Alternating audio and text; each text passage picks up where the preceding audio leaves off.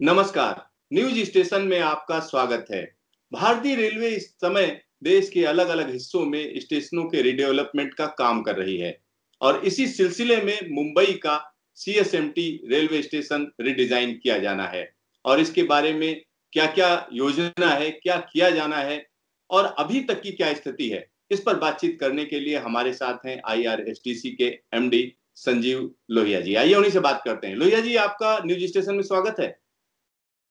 नमस्कार, thank you very much. Sir, जब हम बात करते हैं मुंबई के सीएसएमटी रेलवे स्टेशन की, तो वहां का एक तरीके से आइकॉनिक स्टेशन माना जाता है, वहां की शान मानी जाती है और ये हेरिटेज स्टेशन है जिसको हम कह सकते हैं यूनेस्को वर्ल्ड हेरिटेज। तो लोगों की जो सबसे बड़ी चिंता है कि इसका ये जो स्वरूप है, जो हेरिटेज का स्वरूप है, क्या उसको आप लोग बदलने जा रहे हो? क्या प्लानिंग है आपकी? देखिए, पहली चीज जो मैं बताना चाहूंगा कि जब हम स्टेशन रीडेवलप करते हैं तो station redevelopment is not facade improvement. तो हम चेंज तो करेंगे, बहुत सारी चीजें चेंज करेंगे, लेकिन जो चेंज है वो चेंज जो हेरिटेज लुक है उसको और उजागर करने के लिए होगा, ताकि हम जो 1930 की जो लुक है हेरिटेज की उसको रेस्टोर कर सकें। क्योंकि उसके बाद जो 1930 के बाद 1950s ऑनवर्ड्स काफी कुछ वहां पर बिल्डिंग्स का एडिशन हुआ है, कंस्ट्रक्शन हुआ है, और उससे जो ये हेरिटेज लुक है इसकी वो थोड़ी दबी है। जिस तरह से इसको कंसीव किया गया था 1888 में बनाया गया था, उसके बाद कुछ और स्ट्रक्चर्स ना 1906 1907 में आए, फिर लास्ट में जो लॉन्ग डिस्टेंस टर्मिनस 1930 में आया। तो ये सारा जो है ये हेरिटेज का पार्ट है और उस लुक को ही वापस से रेस्टोर करना है। तो बदलाव हम जरूर करेंगे, लेकिन बदलाव हम करेंगे 1930 की लुक को वापस लाने के लिए, ताकि हम उस हेरिटेज जो यूनेस्को वर्ल्ड हेरिटेज साइट है, ये पहला स्टेशन है भारतीय रेलवे का, only station in the country which is on the UNESCO world heritage site. तो उसको हमको रेस्टोर करना है, उसकी हेरिटेज को। ये एक हमारा अहम कंसिडरेशन रहेगा पूरा रीडेवलपमेंट करते हुए। लोहिया जी, जो आप कह रहे हैं उसका मतलब यह है 1930 तक का जो कंस्ट्रक्शन है वो जस का तस रहेगा, उसके बाद वाली चीजें जो भी बिल्डिंग्स बनी हैं उनको आप हटाएंगे या उनको एक तरीके से उसमें बदलाव करेंगे, यही कहना चाह रहे हैं? बिल्कुल बिल्कुल, ताकि जो हेरिटेज है उसको अच्छी तरह से उजागर किया जा सके। उसके साथ साथ हम जो जब रीडेवलपमेंट करेंगे तो रीडेवलपमेंट के वक्त हमको काफी सारी नई फैसिलिटीज जो है कस्टमर एक्सपीरियंस को एनहेंस करने के लिए क्रिएट करनी है। उसके लिए इंडियन रेलवे ने एक manual of standard and specification for railway station एक मैनुअल बनाई है। उस मैनुअल के तहत जो जो उसके अंदर लेवल ऑफ सर्विस डिफाइंड है, उस लेवल ऑफ सर्विस को मद्देनजर रखते हुए हमने इसको पूरा कॉन्सेप्चुअल प्लान बनाया है। लॉन्ग डिस्टेंस के लिए एक हम नया पूरा एक स्टेशन बिल्डिंग बनाएंगे, एक कॉन्कोर्स बनाएंगे, ताकि जो पैसेंजर्स हैं जो भी आजकल प्लेटफॉर्म पर ही उनको इंतजार करना होता है, उसके बजाय वो एक कंफर्टेबल एरिया कॉन्कोर्स का होगा जिसपे वो इंतजार करेंगे। और जो कॉन्कोर्स का डिजाइन है वो डिजाइन इस तरह से होगा कि उसका जो एम्बिएंट टेम्परेचर है वो बाहर के टेम्परेचर से 10 डिग्री के करीब कम होगा, ताकि वहां पर लोग not by force but by choice जो है वो वहां पर वेट करना चाहेंगे, और जब उनकी ट्रेन आने वाली होगी तब वो अपने अपने स्टेशन पर उतरेंगे। सो उससे एक कंफर्टेबल एक कॉमन कॉन्कोर्स जिससे किसी को भी किसी भी प्लेटफॉर्म पे जाना है वो उसके लिए इजी रहेगा। और बहुत तरह की सुविधाएं in terms of waiting halls, food courts, खान पीन की व्यवस्था, उनके लिए गिफ्ट शॉप, मिठाई, इस तरह की, जैसे आप देखते हैं रीडेवलप स्टेशन एयरपोर्ट के ऊपर बहुत तरह का रिटेल जो है लोगों की सुविधा के लिए होता है, तो उस तरह का वो सब चीजें आएंगी। एम एस की जो रीडेवलप्ड स्टेशन है उसकी स्टेशन बिल्डिंग एक सिटी सेंटर रेल मॉल की तरह से ऐड करें, तो जहां पर असॉर्टमेंट ऑफ सर्विसेज होता है, तो उस तरह की सारी सर्विसेज उनको मिले कि अगर एक बार आप रेलवे स्टेशन पर आए तो फिर आपको इधर उधर कहीं जाने की जरूरत नहीं है। चढ़ते वक्त या उतरते वक्त, दोनों वक्त आप अपनी आम जिंदगी की जरूरतों की चीजें लेकर निकल सकते हैं। सर, सो अगर इस हम तरह का रहेगा, पूरा स्टेशन दिव्यांग फ्रेंडली बनेगा, ताकि किसी को भी इधर से उधर जाने के लिए दिक्कत ना हो। काफी सारे काम रेलवे ने किए हैं, कई सारे स्टेशन पे लिफ्ट लगाई हैं, एस्केलेटर्स लगाए हैं, लेकिन अभी भी सारे स्टेशन 100% दिव्यांग फ्रेंडली नहीं है। ये पूरा दिव्यांग फ्रेंडली होगा। नेट जीरो एनर्जी है ना बिल्डिंग के हिसाब से हम क्रिएट करेंगे। और पूरे डिजाइन में जितने भी मोड्स हैं, जो भी प्रधानमंत्री जी ने अपने स्वतंत्रता दिवस के भाषण में कहा था, सीमलेस मल्टी मोडल कनेक्टिविटी, तो सारे स्टेशन जितने भी हमारे मोड्स हैं, उन सारे मोड्स को उनका इंफ्रास्ट्रक्चर इस तरह से डिजाइन होगा कि वो सीमलेसली इंटीग्रेटेड होंगे। ऑल मोड्स, चाहे वो प्राइवेट व्हीकल्स हों, चाहे वो टैक्सीज हों, ऑटो रिक्शाज हों, मेट्रो हो, बस हो, साइकिल हो, सब तरह के मोड्स को सीमलेसली इंटीग्रेट किया जाएगा। लोहिया जी, जब इस स्टेशन की हम बात करते हैं तो तमाम लोगों की इससे हम कह सकते हैं रोजी रोटी जुड़ी हुई है। तमाम लोग इससे आने जाने का काम करते हैं। लोकल ट्रेनें भी हैं, लॉन्ग डिस्टेंस ट्रेन भी हैं, और कहीं ना कहीं मुंबई जो भी जाता है उसको उसकी याद हमेशा रहती है।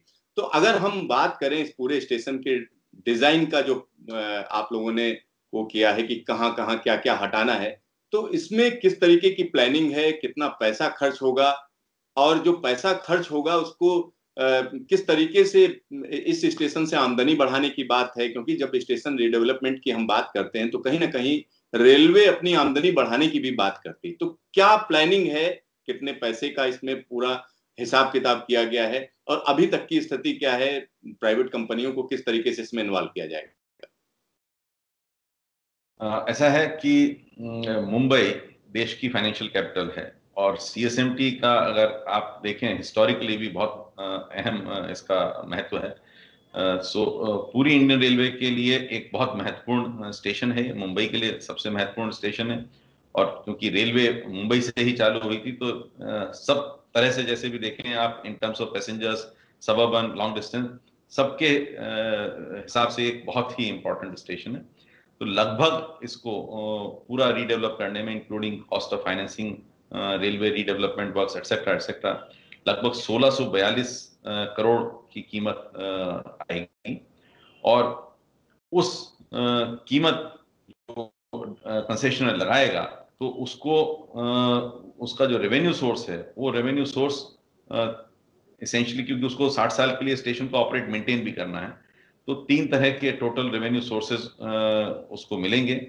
एक, उसको बिल्टअप एरिया मिलेगा, जो हम सीएसएमटी में वाड़ी बंदर और बायकुला में प्लान कर रहे हैं, जहां पर वो रियल एस्टेट डेवलप करेगा। कमर्शियल डेवलपमेंट 60 साल के लिए होगा, और जहां पर रेजिडेंशियल कंपोनेंट भी होगा, वहां पर अप टू 99 ईयर्स की लीज पीरियड उसको मिलेगी बिल्टअप एरिया की। तो एक आमदनी उसको उससे होगी। दूसरी एक आमदनी का जरिया होगा, जैसे आपने देखा जितने भी इंफ्रास्ट्रक्चर कंट्री में बने हैं, चाहे हाईवेज हों, चाहे एयरपोर्ट्स हों, सब जगह पे एक यूजर चार्ज होता है। तो रीडेवलपमेंट के बाद एक यूजर चार्ज जो टिकट के साथ लगेगा, तो वो यूजर चार्ज, क्योंकि रियल एस्टेट थोड़ा वॉलेटाइल होता है, और यूजर चार्ज एक सर्टेनिटी ऑफ रेवेन्यू देता है। तो उससे एक जब रेवेन्यू की सर्टेनिटी मिलती है तो लोगों का इंटरेस्ट जागता है। जो भी जितने भी फंड्स और लेंडर्स हैं, उनका एक इंटरेस्ट और कॉन्फिडेंस जागता है, तो उससे और कंपटीशन बढ़ता है। तो यूजर चार्जेस का एक इसमें कॉन्सेप्ट रहेगा। और तीसरा, जो स्टेशन के ऊपर जो रेवेन्यू होता है, जैसे आपने देखा होगा स्टेशन के ऊपर कियोस्क होते हैं, स्टॉल्स होते हैं, पार्किंग, एडवर्टीजमेंट और प्लेटफॉर्म टिकट, तो ये एक दूसरा रेवेन्यू सोर्स के लिए पास रहेगा। जो स्टेशन का ओएनएम है, उसको कॉस्ट को मीट करने के कुछ हद तक काम आएगा। जहां तक आपने बोला रोजी रोटी का सवाल है, तो बहुत सारे जो हैं, जो लोग यहाँ पर अभी ऑलरेडी अपना उनके कियोस्क स्टॉल हैं, तो जब स्टेशन रीडेवलप होगा तो और एक्स्ट्रा एरिया क्रिएट होगा, तो और लोगों को रोजगार मिलेगा। तो जो भी हम काम कर रहे हैं, टेम्परेरी थोड़ा बहुत कष्ट जरूर होता है, जैसे आप देखते हैं कोई मेजर काम कहीं पे भी होता है, टेम्परेरी कष्ट होता है, लेकिन अल्टीमेटली सबके लिए और अच्छा ही होगा, पैसेंजर्स के लिए भी, और जिन लोगों के रोजगार की वो चीज है, तो उनके लिए भी है ना अच्छा होगा। सर, एक एक सवाल ये उठता है कि तमाम लोग कई सालों से वहां पर स्टॉल लगा रहे हैं या उस तरह की चीजें चल रही हैं, और उनके परिवार उस पर डिपेंड है, और एक लंबे समय से वो अपने को रेलवे का ही हिस्सा समझते हैं। किसी भी स्टेशन पर आप जाइए जहां स्टॉल है, वो अपने को रेलवे का हिस्सा समझते हैं। एक आशंका ये भी आ रही है कि जब इस तरीके का स्टेशन रीडेवलपमेंट होगा तो उसमें बड़ी बड़ी कंपनियां इन्वॉल्व होंगी और इन छोटे छोटे लोगों को बाहर कर दिया जाएगा। तो इन लोगों के लिए क्या प्लानिंग है आप लोगों की? देखिए, ऐसा है, अभी हबीबगंज जैसे रीडेवलप हुआ, तो किसी को बाहर नहीं किया गया। जब उनको कॉन्ट्रैक्ट्स जितने भी हैं नोवेट किए जाते हैं, so same terms and condition पर उनको नोवेट किए जाते हैं। जब उनका लाइसेंस पीरियड खत्म होता है तो हर जो भी है ना, चाहे रेलवे हो, चाहे जहां पे आईआरएसडीसी जैसे अभी हम 5 स्टेशन ऑपरेट मेंटेन कर रहे हैं, और या प्राइवेट डेवलपर हो, तो हर एक जो भी एजेंसी रहेगी वो चाहता है कि रेवेन्यू जितना भी मैक्सिमाइज कर सके, और खर्चा जो है उसको सारे कस्टमर के लिए जितना एक्सपीरियंस है उसको एनहेंस करते हुए खर्चे को जितना भी कम किया जा सके, क्योंकि ताकि उसका जो अनसर्टेनिटी है इन टर्म्स ऑफ रेवेन्यू वो कम रहे, एक रेवेन्यू बढ़ा सके, अपना जो रिटर्न ऑन इन्वेस्टमेंट वो बढ़ा सके। तो इस तरह की हर व्यक्ति की, एजेंसी की या रेलवे की एक एफर्ट होती है उस डायरेक्शन में, तो वही एफर्ट रहेगी। तो जो भी लोग हैं वो रहेंगे वहां पर, कोई भी ऐसा नहीं कि किसी को डिस्प्लेस किया जा रहा है। हाँ, जब उनको नेक्स्ट उनका लाइसेंस रिन्यू होगा तो उस वक्त की जो भी मार्केट ड्रिवन फी है, तो अगर वो फी देंगे तो वो वहां पर रहेंगे, उसमें कोई दिक्कत नहीं। लेकिन होता क्या है कि जब एक अच्छा इंफ्रास्ट्रक्चर पूरा क्रिएट होता है तो हो सकता है वो भी अपना जो भी शॉप कियोस्क स्टॉल चलाते हैं वो एक और अच्छे वातावरण के अंदर एक सुनियोजित ढंग से चला पाएंगे, ताकि उनके लिए भी अच्छा हो और पैसेंजर्स के लिए भी अच्छा हो, और पूरा लुक एंड फील और एक जो जिसको कहते हैं ना आइडेंटिटी, जैसे आपने देखा होगा रीडेवलप्ड हमारे दिल्ली के एयरपोर्ट है, मुंबई के एयरपोर्ट है, तो उस पर काफी हद तक बिल्कुल ऐसा लगता है कि हम विश्व में किसी से भी compete कर सकते हैं। विश्व में हम आज की डेट में गर्व से कह सकते हैं कि हमारे एयरपोर्ट विश्व में सबसे अच्छे हैं। तो उसी तरह से हमारी ये कोशिश रहेगी कि जो हमारे रीडेवलप्ड स्टेशन हैं, दुनिया मतलब एयरपोर्ट जैसे लगे दुनिया में, हम compete करके कह सकें कि हाँ हमारे स्टेशन जो हैं वो दुनिया के किसी भी अच्छे से अच्छे स्टेशन को मैच कर सकते हैं। सर, एक और चीज आपने महत्वपूर्ण कही, यूजर चार्जेस की बात आपने की। तो जब एयरपोर्ट की बात करते हैं तो वहां एक ठीक ठाक अमाउंट रहता है जो यूजर चार्जेस के तौर पर टिकट में रहता है। अगर हम भारत की बात करें तो अभी तक यूजर चार्जेस किसी भी स्टेशन के नहीं है। तो ये जो कॉन्सेप्ट जब आप लाएंगे तो टिकट के हिसाब से होगा या किलोमीटर के हिसाब से होगा, यूजर चार्जेस कैसे तय करेंगे?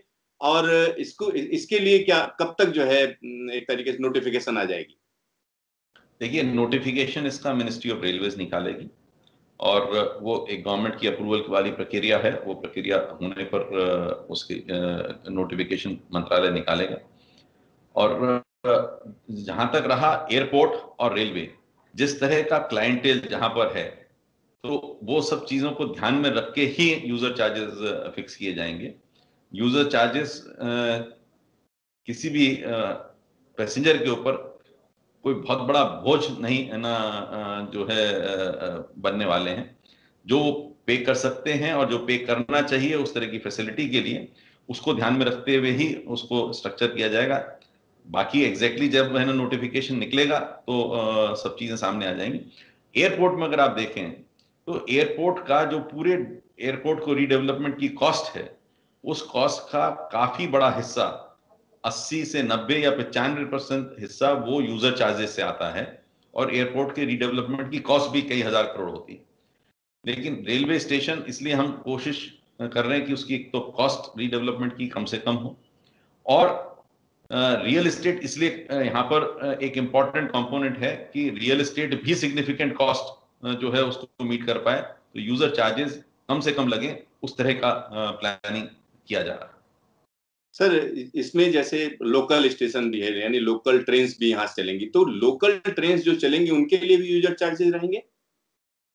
देखिए ऐसा ना, क्योंकि वो भी यूज करेंगे फैसिलिटीज को, तो जब पूरा का पूरा इंफ्रास्ट्रक्चर बन रहा है, अपग्रेड हो रहा है, तो उसके लिए एक अमाउंट उनको भी जो है अभी प्रपोज किया गया है। और वो जब एग्जैक्ट नोटिफिकेशन होगा तब पूरा पता लगेगा कि क्या सरकार ने अप्रूव किया है, और उसी के हिसाब से पूरा फाइनेंशियल प्लानिंग होगी जब हम बिडिंग के लिए जाएंगे। क्योंकि एम ये रहेगा कि कंपटीशन अच्छा हो, और उसके अंदर जो भी एक्स्ट्रा जो रेवेन्यू का मार्जिन है वो कंपटीशन के जरिए, वो जो अपफ्रंट प्रीमियम उसको देना है या एनुअल प्रीमियम देना है, तो कंसेशनल उसके अंदर उसको कोट कर पाए। तो अगर उसका बहुत ज्यादा फाइनेंशियल अनसर्टेनिटी होगी, जो हमने जब माननीय मंत्री जी ने, पीयूष गोयल जी ने जब काफी सारे स्टेक होल्डर्स के साथ कंसल्टेशन किया था, हमने बहुत सारे लोगों के साथ कंसल्टेशन किया था, तो उनका एक सवाल तो ये था कि लीज पीरियड जैसे पहले 45 साल का था, तो 45 साल से उन्होंने कहा कि लीज पीरियड जो है वो 99 ईयर्स का होना चाहिए।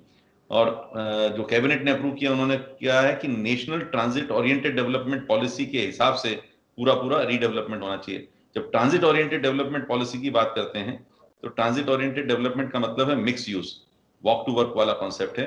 वहीं पर रेजिडेंशियल, वहीं पर कमर्शियल, इस तरह के डेवलपमेंट की बात है। तो रेजिडेंशियल डेवलपमेंट इंडिया के अंदर आज की डेट में कोई भी 80-90 साल से कम का उसका मार्केट नहीं है। बाहर के कंट्रीज में मार्केट है, लेकिन इंडिया के अंदर अभी ऐसा मार्केट नहीं है। नॉर्मली लोग रेजिडेंशियल प्रॉपर्टी तो फ्री होल्ड की लेना चाहते हैं, तो हम यहाँ पर क्योंकि जमीन फ्री होल्ड की नहीं दे रहे हैं, हम सिर्फ बिल्टअप एरिया जो है उसको लीज पे दे रहे हैं, उसी का राइट्स दे रहे हैं, उसी को मॉर्गेज कर सकता है। तो ये इसको पूरे को ध्यान में रखते हुए हमने रियल एस्टेट और यूजर चार्जेस को, और जैसा मैंने आपको बताया कि जितने भी कैटेगरी ऑफ पैसेंजर्स हैं सब पे एक डेफिनेट अमाउंट रहेगा which will be pre determined, और वो किस तरह से बढ़ेगा महंगाई के साथ, तो वो भी फार्मूला उसके अंदर रहेगा जब हम आरएफपी इशू करेंगे। सर, एक सवाल और उठता है कि अगर हम इस समय की बात करें तो पूरे देश भर में कोरोना संक्रमण का डर है, भय बना हुआ है। अगर रियल एस्टेट की बात करें तो रियल एस्टेट भी डोलड्रम्स में है। तो ऐसे में क्या लगता है कि अच्छे ऑफर्स आएंगे क्या? नहीं, यानी इसका कोई असर आएगा आपके पूरे के पूरे जो प्रक्रिया है इस पर? देखिए, मैं जो रियल एस्टेट आपने बताया डोलड्रम्स में है, इसमें मैं 2-3 चीजें आपको बताना चाहूंगा। सबसे पहली चीज तो ये है कि रियल एस्टेट का जो भी मार्केट है, वो मार्केट क्योंकि हम काफी लंबा लीज पीरियड दे रहे हैं, स्टेशन भी उसके पास 60 साल के लिए रहेगा, कमर्शियल डेवलपमेंट 60 साल के लिए है, और जहां पर रेजिडेंशियल है वो 99 ईयर्स के लिए है। तो ये बहुत लंबा पीरियड होता है, और जो भी ब्लिप्स हैं और जो भी कोरोना के कारण है, ये चीजें जो हैं शॉर्ट, वेरी शॉर्ट टर्म है।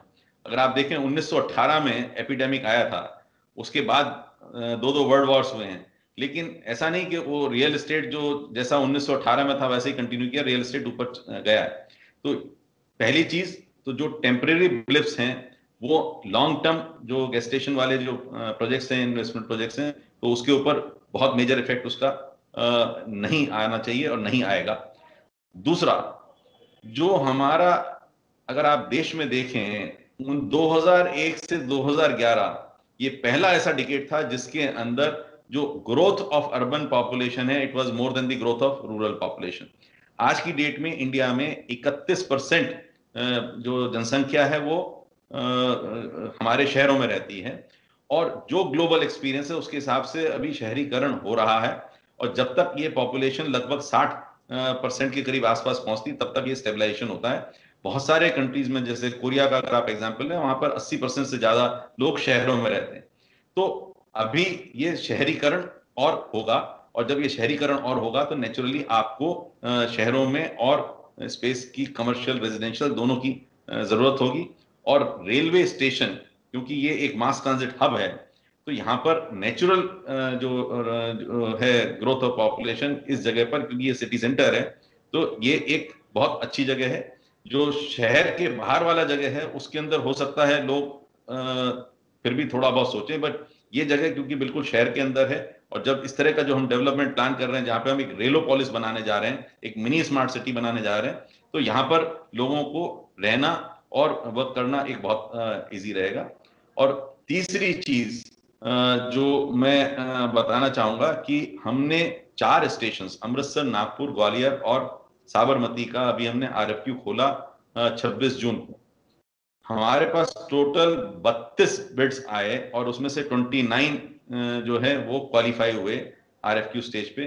तो जो हमारे जैसे साबरमती का स्टेशन है, वहां पे 9 पार्टीज हमारी क्वालिफाई हुई हैं। जो हमारा ग्वालियर का स्टेशन है उसमें 8 पार्टीज हमारी क्वालिफाई हुई हैं, और बाकी 2 स्टेशन पे 6 पार्टीज क्वालिफाई हुई हैं। तो अगर आप देखें प्राइवेट पार्टिसिपेशन के हिसाब से बहुत अच्छा एक रेस्पॉन्स है। तो लोगों को बिकॉज ऑफ दिस चेंज जो अभी माननीय प्रधानमंत्री जी के दिशा निर्देशन में और लीडरशिप में, और हमारे माननीय मंत्री जी की लीडरशिप में जो हुआ है, अभी जो चेंजेस किए हैं, उससे ये प्रोजेक्ट काफी अट्रैक्टिव बने हैं। और मुझे पूरी उम्मीद है कि कोरोना के कारण इस पे बहुत लंबा इफेक्ट नहीं होने वाला है, और एक अभी बहुत अच्छी चीज जो अभी public private partnership appraisal committee ने किया है, उन्होंने क्वालिफिकेशन स्टेज पे टेक्निकल एलिजिबिलिटी का क्राइटेरिया हटा दिया है। ये सारे प्रोजेक्ट्स इन्वेस्टमेंट प्रोजेक्ट्स हैं, ये कंस्ट्रक्शन प्रोजेक्ट्स नहीं है। कंस्ट्रक्शन 4 साल के अंदर, जैसे सीएसएमटी है, 4 साल के अंदर कंस्ट्रक्शन खत्म हो जाएगा। जो कंस्ट्रक्शन एजेंसी है उसको हम पहले टेक्निकल एलिजिबिलिटी क्राइटेरिया में, जो क्वालिफाइंग क्राइटेरिया में टेक्निकल एलिजिबिलिटी भी रखते थे, तो उसको इक्विटी में इन्वेस्ट करना होता था और कुछ समय तक इन्वेस्टेड रहना होता था। तो जो भी हमारे ईपीसी कॉन्ट्रैक्टर्स हैं वो कंस्ट्रक्शन जो अप्रूवल दिया है पीपीपीएसी ने, उन्होंने कहा है कि आपके पास फाइनेंशियल नेटवर्थ का अगर क्राइटेरिया आप मीट करते हैं, जैसे 1642 करोड़ की कॉस्ट है, 821 करोड़ अगर आपका प्रीवियस फाइनेंशियल ईयर के अंदर नेटवर्थ है, या अवेलेबल कैपिटल फॉर इन्वेस्टमेंट जो बोलते हैं, जो फंड्स ताकि पार्टिसिपेट कर सकें Indian as well as foreign funds, तो अगर वो आपके पास है तो आप क्वालिफाई कर जाएंगे। और अपॉइंटेड डेट से पहले आपको कंस्ट्रक्शन एजेंसी, अगर आपके पास खुद के पास एक्सपीरियंस नहीं है, तो आपको एक ऐसी लेके आनी होगी जिसका क्राइटेरिया पहले से डिफाइन कर रखा है, ताकि उसके पास टर्मिनल बनाने का, रेलवे वर्क करने का, और या एक और फैसिलिटेशन उन्होंने दिया सोशल इंफ्रास्ट्रक्चर की, अगर उन्होंने कमर्शियल डेवलपमेंट किया है, रेजिडेंशियल डेवलपमेंट किया है, टाउनशिप किया है, एक साइज के ऊपर बड़ा उन्होंने काम किया है, तो वो भी क्वालिफाई होंगे for doing the construction work. So ये एक बहुत बड़ा फैसिलिटेशन है। इससे मुझे पूरी उम्मीद है कि हमारे को बहुत अच्छा रिस्पांस इसमें मिलने वाला है मुंबई सेंट्रल स्टेशन के लिए, सॉरी मुंबई बीटी स्टेशन के लिए, सीएसएमटी स्टेशन। लोहिया जी, मुझे लगता है कि आप की जो उम्मीदें हैं वो सही साबित होंगी। और एक और सवाल पैदा होता है इस समय, अगर सीएसएमटी की जब हम बात करते हैं, तो मैं देख रहा था उसमें दुनिया के अलग अलग जगहों के डिजाइन के तौर पर बहुत सी चीजों को लिया गया कि इस शहर से ये चीज ले ली जाए, इस जगह से ये चीज ले ली जाए, उस तरीके का पूरा कॉन्सेप्ट बनाया गया है। तो जो डिजाइनिंग में क्या क्या किया जाएगा उसके बारे में कुछ जानना चाहेंगे हमारे दर्शक। ऐसा है, अभी जैसे मैं आपको एक एग्जांपल दूंगा नागपुर स्टेशन का। तो नागपुर का जो स्टेशन है वो भी हेरिटेज स्टेशन है। तो जब हम हेरिटेज स्टेशन पे, क्योंकि इसमें यहाँ पर आर्किटेक्ट्स हैं मेसर्स एरब, और फ्रांस के अंदर काफी सारे स्ट्रक्चर्स जो हेरिटेज स्ट्रक्चर्स हैं, तो जब भी हेरिटेज स्ट्रक्चर के आसपास उन्होंने वहां पर काफी सारे स्टेशन रीडेवलप किए हैं। तो जब भी हेरिटेज स्ट्रक्चर को रीडेवलप किया जाता है, तो वो जो ओरिजिनल स्ट्रक्चर है उसको हाईलाइट करने के लिए आप उसकी नकल या उसका जैसा स्ट्रक्चर साइड में नहीं करते हैं, थोड़ा सा उससे हटके करते हैं, ताकि ये और उभर के आए। तो उसी तरह से नागपुर में वो कॉन्सेप्ट उन्होंने लिया, और अभी हेरिटेज कमेटी के सामने जब हमने उसको प्रेजेंट किया, तो हेरिटेज कमेटी ने उस कॉन्सेप्ट को पूरा अप्रूव किया है। तो हमें हेरिटेज कमेटी का वहां से अप्रूवल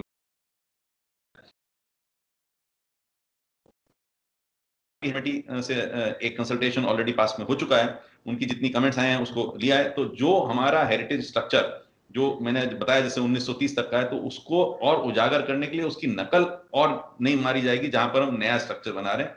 तो नया स्ट्रक्चर थोड़ी सी मॉडर्निटी को दर्शाएगा, और वहां पर इस तरह का मटेरियल यूज किया जाएगा कि जैसे अभी हमारा cover on platform long distance पर अगर आप देखें, वो उस तरह के हैं कि आप वहां पर अगर प्लेटफॉर्म पर खड़े हो जाएं तो आप हेरिटेज स्ट्रक्चर को देख ही नहीं सकते हैं। तो वो जो ब्यूटी है, उस ब्यूटी वो ढक जाती है पूरी की पूरी। तो इस तरह का मटेरियल यूज किया जाएगा ताकि पैसेंजर्स को कंफर्ट भी रहे, but at the same time जो हेरिटेज स्ट्रक्चर है उसको वो देख भी पाए और उसकी खूबसूरती को उसका आनंद ले सके। लोहिया साहब, न्यूज स्टेशन से बातचीत करने के लिए धन्यवाद, और उम्मीद करते हैं सीएसएमटी का जो डेवलपमेंट होगा वो देश के लिए एक वानगी बनेगा। तो ये थे हमारे साथ संजीव लोहिया जी, जो बता रहे थे किस तरीके से सीएसएमटी रेलवे स्टेशन को रीडेवलप किया जाएगा। तो देखते रहिए न्यूज स्टेशन, फिर मिलेंगे दोबारा। नमस्कार।